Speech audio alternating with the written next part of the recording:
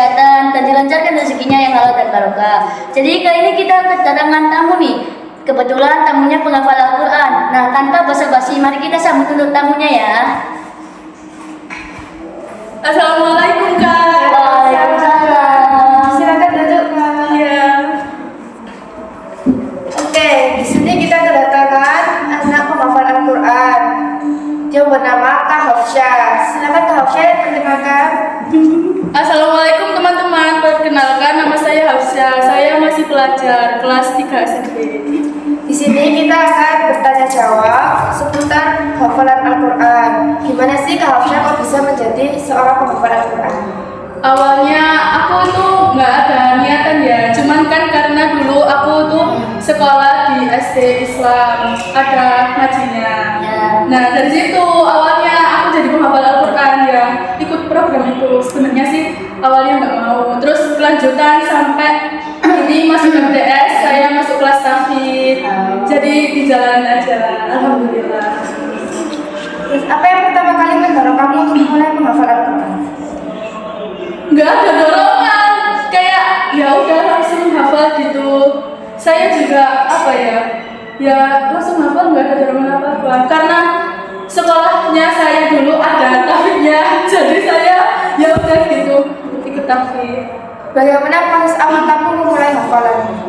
Apakah ada tantangan itu pas hafalan Al-Quran? Oh ada pasti.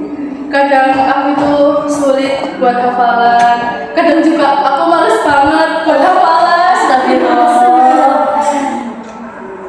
Ya, Tantangan terbesar apa yang kamu hadapi selama hafalan dan gimana cara mengatasi itu? tantangannya aku sering males murojaah. Ya Allah. Astagfirullah. Jujur ya kak, saya itu males murojaah. Nah, solusinya itu biar nggak males, aku paksa diri aku untuk murojaah. Aku kalau murojaah sekarang setelah sholat maghrib sampai sholat isya. Masya Allah. Terima kasih. Ada tidak momen ketika kamu hampir menyerah? Apa yang membuat kamu bertahan? Iya. Ada. Waktu itu nyerah gara-gara capek banget hafalan, frustasi, males, jadi udah nggak usah hafalan gitu. Tapi nggak jadi males soalnya lihat teman-teman aku itu pada serius banget, semangat, jadi takut ketinggalan hafalannya. Gimana cara kamu menjaga untuk konsisten terus dalam murojaah hafalan kamu? Konsisten. Iya.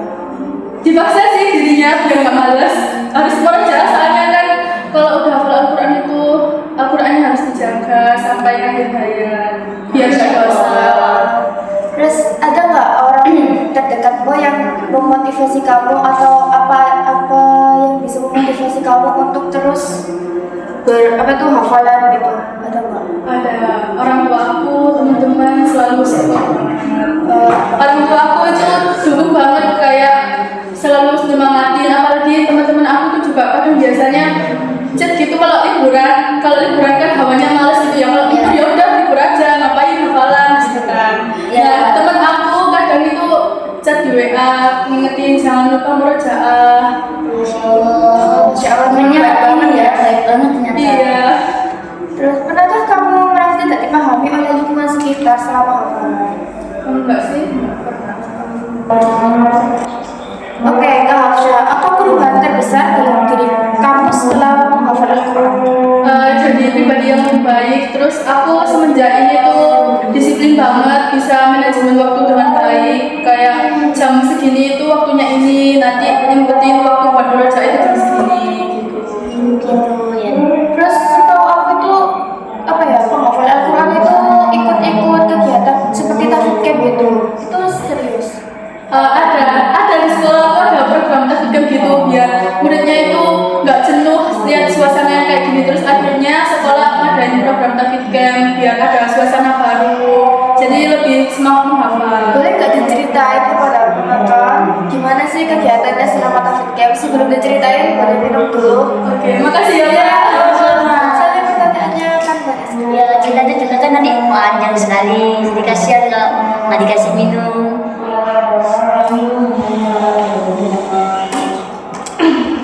Oke, boleh dilanjut. Tahfidz camp aku udah 2 kali tahfidz camp waktu MTS ini. Yang tahfidz pertama itu di CAS, di Citra Anak Soleh. Itu waktu saya kelas 8. Di sana seru banget sih, cuman waktu mandinya itu terbatas, jadi kadang ada yang nggak mandi.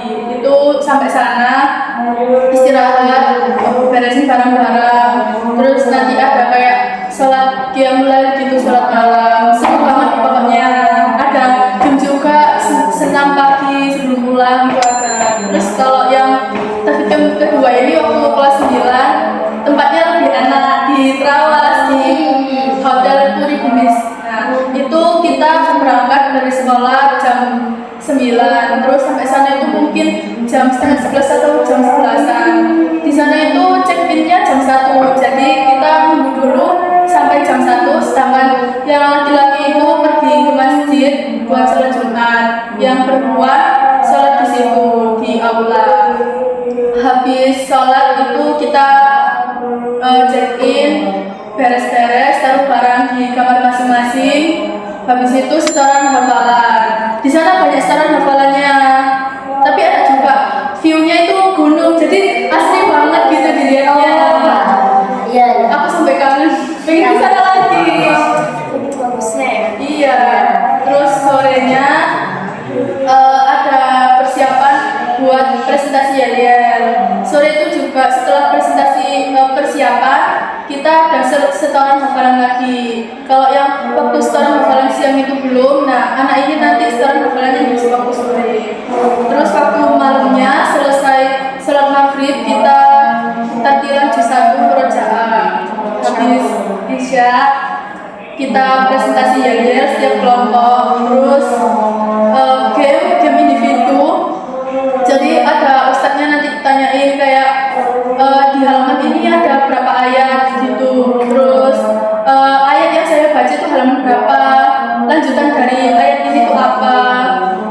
Selesai itu tidur, terus paginya kita game lagi yang kelompok, tapi kalau yang malam kan individu. Yang kelompok itu ada cerdas cermat Al-Quran. Yang cerdas cermat Al-Quran itu soalnya itu nanti dibacain ayatnya, terus kita suruh nebak itu halaman berapa. Kalau nggak gitu suruh bacakan halaman misalnya 9, lalu suruh sambung ayat. Habis itu setelah game yang cerdas cermat Al-Quran ada game ayat berantai. Jadi misalnya Ustadz itu suruh bacain juz 1 halaman 11. Nanti kelompok kita itu baca dari awal halaman nyambung terus sampai selesai gitu. Habis hafalan selesai kita kayaknya senam deh. Senam ya kan, nggak jadi trekking soalnya katanya itu jalannya ditutup. Selesai senam, beres-beres, terus makan, pulang. Sampai sini tuh kayaknya sore. Terus kan itu tadi di tahfidz camp kan ada kayak lomba-lomba gitu kan per kelompok. Nah, apakah Kak Harsha itu menang dalam perlombaan-perlombaan itu? Alhamdulillah kelompok saya menang yel juara 2. Alhamdulillah. Berarti performa kelompoknya bagus banget ya? Iya. Ya nggak juga sih soalnya. Kenapa loh? Kakak boleh tahu Kan sekolahnya ada 2 kampus. Iya. Kelompoknya itu kan campur, ada yang dari kampus 1 dan kampus 2. Kalau yang dari kampus 2 itu kelompok saya ada 2 anak dari kampus 2. Nah, yang cewek ini tuh dia enak bisa diajak kerjasama. Sedangkan yang cowok itu dia kayak apa ya, malas nggak mau. Saya diceritain sama yang cewek ini tadi itu katanya dia udah nyuruh hafalan ya, tapi yang cowok ini nggak mau hafalan. Terus tapi alhamdulillah ternyata waktu persiapan jalan itu waktu saya tanyain anaknya, dia hafal kok, dia hafalin, udah hafal, tinggal gerakannya aja dulu. Hebat ya ternyata. Iya. Nah kan Kak, setahu saya ini ke menjadi anak tahfidz ini kan kayak ada tasmi bukan namanya? Iya. Nah itu Kakak Afsa cara melewati semuanya itu bagaimana? Oh, perjalanan Iya administrasi. tesnya ya, mulai dari tesnya. Oke. Pertama selesai menghafalkan itu sebelum tes kita murojaah dulu, seperti kayak sehari itu 5 halaman atau 10 halaman gitu. Awalnya murojaah dulu dimantepin, terus habis itu tes. Sekarang itu tesnya ke 3 guru, jadi kayak keliling gitu. Pertama ke koordinator tafidnya, terus nanti koordinator tafid nyuruh kita lanjut ke Ustadz ini. Nah, waktu itu aku terakhir itu di Ustadz Hafid. Nah, waktu itu aku nggak lancar, terus disuruh belajar lagi biar gymnya itu nggak ngeles. Nah, dari itu kan gagal, disuruh ulang lagi. Saya nggak nyerah, saya kayak langsung, misalnya hari ini saya nggak lolos, besoknya aku ke situ lagi, besoknya ke situ lagi. Aku waktu itu 2 kali sih kayak gitunya. Terus yang terakhir itu alhamdulillah lolos, saya tasbih dan lancar. Oh, alhamdulillah. Berarti sebelum itu tuh harus dites dulu gitu ya? Iya. Terus untuk program di sekolah yang untuk anak tafid itu apa aja ya, Mbak? Kalau boleh tahu. Yang pertama tadi itu ada tafid camp, dan yang kedua semenjak ini sekarang ada itu anak tafid wajib mengikuti khataman setiap hari Minggu di sekolah. Nanti giliran, misalnya minggu ini di kampus 1, minggu depannya lagi di kampus 2, gitu pokoknya selang-seling. Itu dipilih sama koordinator tafidnya ya? Iya. Kalau boleh tahu tips dan caranya untuk menghafal Al-Quran itu gimana sih, Kak? Kalau aku itu pakai cara yang, jadi aku baca dulu setiap ayatnya 1 ayat gitu sebanyak 3 hingga 5 kali. Terus ada lagi kan cara lain itu kayak dengerin murotal berkali-kali. Kalau nggak gitu itu nulis ayat yang akan kita hafalkan.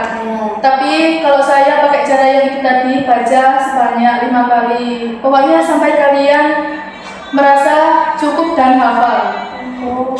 Soalnya saya males nulis. Iya sih, emang manis. Iya kan, capek kan? Iya. Oke, pertanyaan yang terakhir. Nasihat apa yang ingin Kak Hafsah sampaikan kepada para penonton yang sedang berjuang untuk menyelesaikan hafalannya? Oke, kalian harus tetap semangat ya teman-teman. Sabar, harus ikhlas. Pokoknya jangan nyerah, harus tetap semangat sampai hafalan itu selesai. Nah, itu dia untuk podcast hari ini. Terima kasih buat kalian yang sudah menonton. Semoga video ini bermanfaat bagi kalian. Jangan lupa ambil sisi moral dan positifnya ya. Terima kasih. Dadah.